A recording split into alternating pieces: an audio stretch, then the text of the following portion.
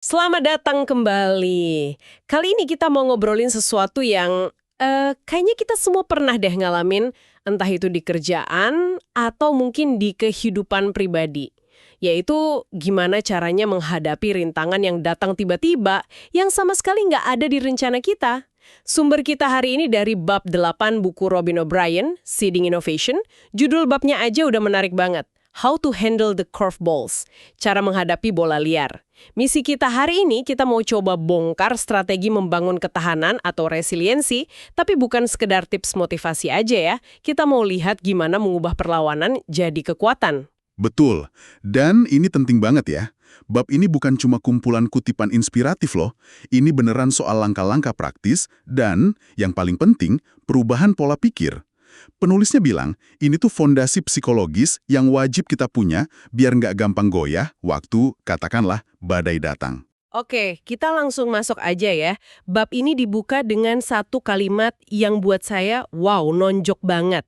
Ini dari atlet tenis, Coco Gauff. Dia bilang, bagi mereka yang mengira menyiram air ke api saya, Anda sebenarnya sedang menambahkan bensin. Wow, dalam banget ya. Tepat. Kalimat itu esensi dari resiliensi yang mau dibahas di sini. Yaitu kemampuan mengubah energi negatif, entah itu kritik, penolakan, apapun itu, jadi bahan bakar.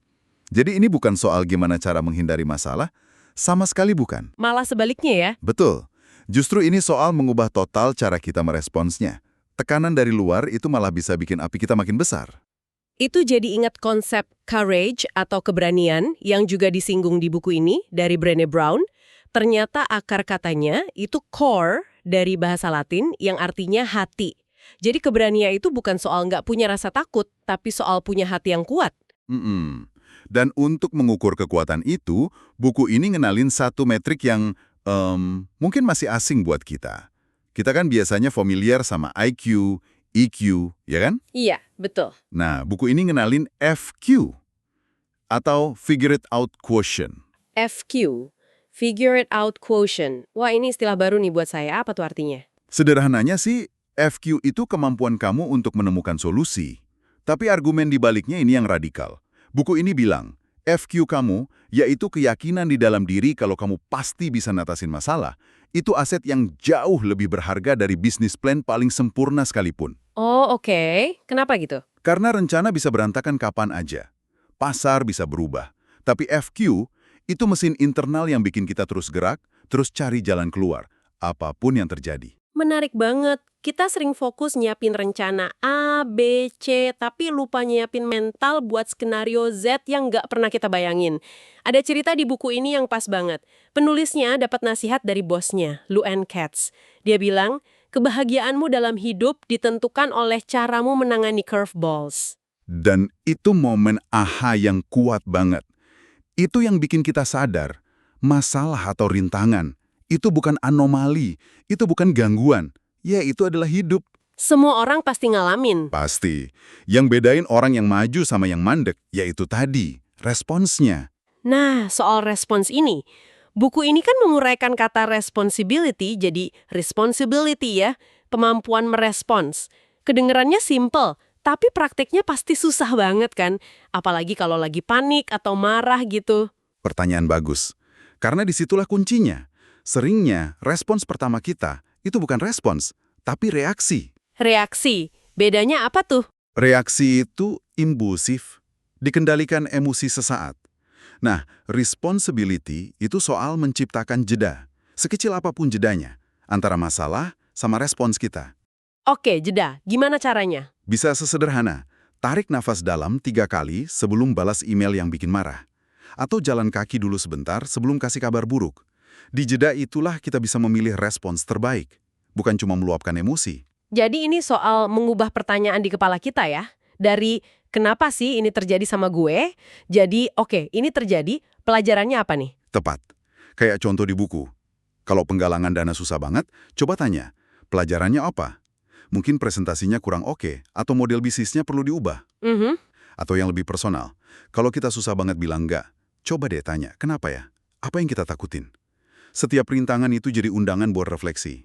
Bukan buat menghakimi diri, tapi buat lebih paham sama diri sendiri. Tapi kan kalau lagi down gitu susah juga ya mikir jernih sendirian. Butuh dukungan orang lain nggak sih? Tentu saja. Dan ini bukan sekedar dukungan biasa. Buku ini punya konsep keren namanya merakit hype squad Anda. Hype squad.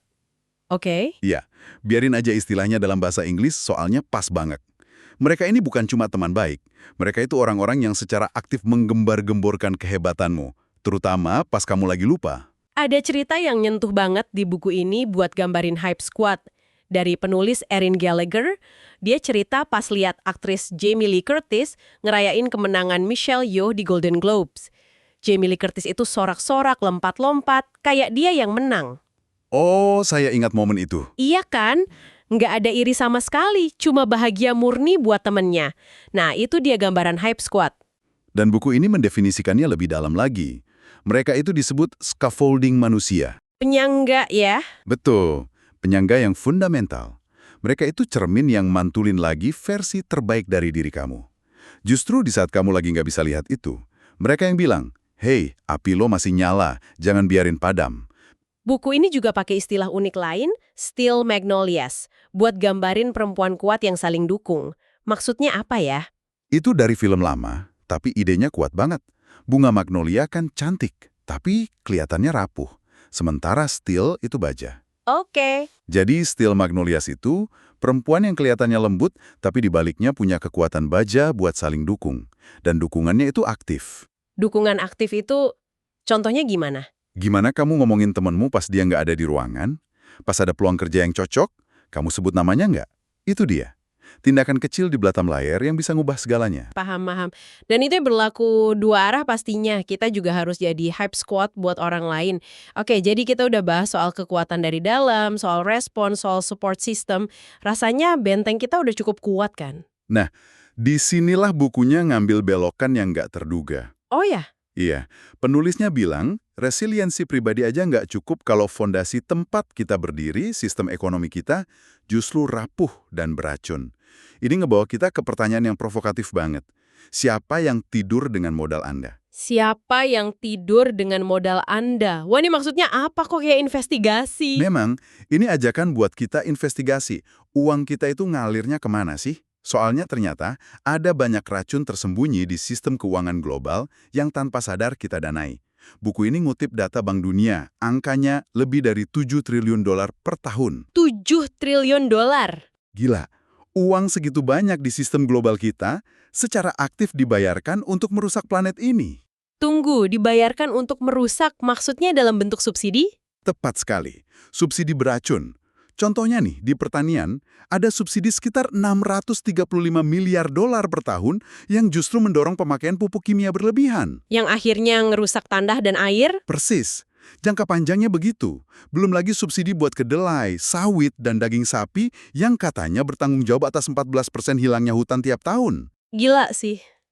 Jadi percuma kita bangun resiliensi diri kalau ternyata bisnis kita atau bahkan tabungan kita secara nggak langsung malah ngerusak fondasi bumi ini. Nah, itu dia poinnya. Ini soal manajemen resiko di level makro. Kalau bisnismu bergantung sama subsidi yang merusak ini, ya sama aja kayak bangun istana di atas pasir. Cepat atau lambat bakal runtuh juga ya. Pasti. Itu curveball raksasa yang lagi nunggu buat datang. Oke. Terus setelah kita tahu ada racun sistemik ini, rasanya jadi kecil banget ya kita. Apa yang bisa kita lakuin? Apa buku ini kasih contoh positifnya? Tentu. Dan ini bagian yang paling ngasih harapan. Resiliensi yang paling proaktif itu adalah menyelaraskan modal kita dengan nilai-nilai kita. Contohnya Cat Taylor, pendiri Beneficial State Bank. Bank dia punya misi yang jelas banget. Minimal 75% pinjaman mereka itu harus ke organisasi yang punya misi sosial. Contohnya kayak perumahan terjangkal, atau bisnis yang dipimpin perempuan dan minoritas gitu. Ini benar-benar banking with a conscience. Mereka pakai modal sebagai alat buat bangun dunia yang lebih baik, bukan cuma cari untung. Wah, itu keren banget sih. Bukti nyata kalau profit dan purpose bisa jalan bareng. Dan itu menurut buku ini, strategi resiliensi jangka panjang paling cerdas. Hal lain yang inspiratif soal kepemimpinan, Sharon Walsh, CEO Isagenix, perusahaannya hampir usang. Apa yang dia lakuin? Sesuatu yang simple tapi sering dilupain. Dia beneran dengerin, dia buka telinga buat semua kritik, bahkan yang paling pahit, terus dia beradaptasi. Motonya itu kuat banget. Bukan pilih salah satu, tapi keduanya bisa. Ini nunjukin kerendahan hati seorang pemimpin. Resiliensi dalam kepemimpinan itu ya soal berani ngaku, kita nggak tahu apa yang nggak kita tahu, terus bertindak. Oke, jadi kalau kita rangkum nih obrolan kita, ada beberapa poin penting ya. Pertama, resiliensi sejati itu bukan soal menghindar, tapi soal melatih otot respons kita. Kedua, kita nggak bisa sendirian. Membangun hype squad itu bukan kemewahan, tapi kebutuhan. Ketiga, wawasan kita harus lebih luas. Sadar kalau ada rintangan sistemik, kayak subsidi beracun, yang juga harus kita hadapi. Dan yang terakhir, yang paling penting, selaraskan modal, tindakan, dan energimu dengan nilai-nilai yang kamu yakini.